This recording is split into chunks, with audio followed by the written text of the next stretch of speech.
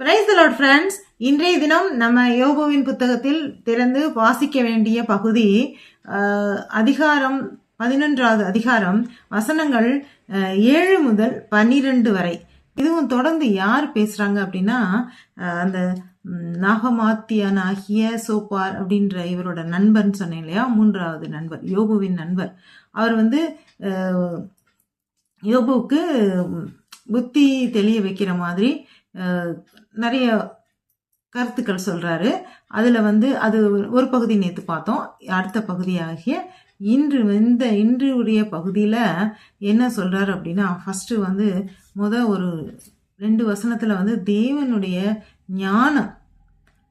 ஞானத்தை குறித்து சொல்றாரு. தேவனுடைய ஞானம் அதை பற்றி அது சம்பூர்ணமானது, அது முழுமையானது. அது குறித்து மனுஷனுக்கு ஒண்ணுமே தெரியாது.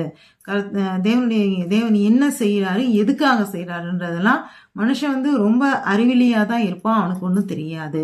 தேவனுடைய ஞானம் எப்படிப்பட்டது அப்படின்றத அடுத்த வசனங்கள்ல சொல்லும்போது அது பாதாளத்தை விட ஆழமானது, வானத்தை விட உயர்ந்தது, சமுத்திரத்தை விட அகலமானது அப்படின்னு சொல்லிட்டு அவர் நிறைய உதாரணங்களோட தேவனுடைய ஞானத்தை குறித்து யோபுவுக்கு தெரிவிக்கிறார்.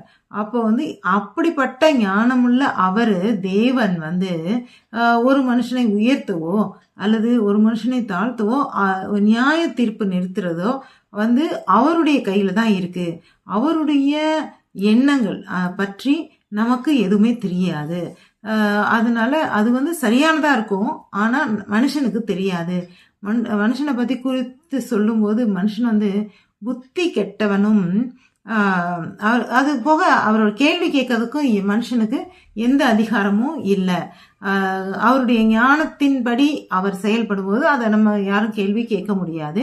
மனுஷனை பத்தி குறித்து சொல்லும் போது புத்தி கெட்டவன், அவனுடைய புத்தியை எதோட கம்பேர் பண்ணி சொல்றாரு அப்படின்னா, காட்டு கழுதை குட்டி போல அறிவில்லாமல் இருக்கிற மனுஷன், புத்தி இல்லாத மனுஷன் அனைவரையுமே தான், மனுஷங்க எல்லாருமே அப்படின்னு தேவனுடைய அறிவுக்கு நிகராக எந்த மனுஷனும் சிந்திக்கவும் முடியாது, செயல்படவும் முடியாது.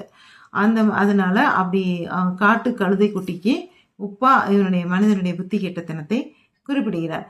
மீண்டும் தொடர்ந்து அந்த அதிகாரத்துல அவர் என்ன சொல்றாரு அப்படின்றத நாளை பார்ப்போம்.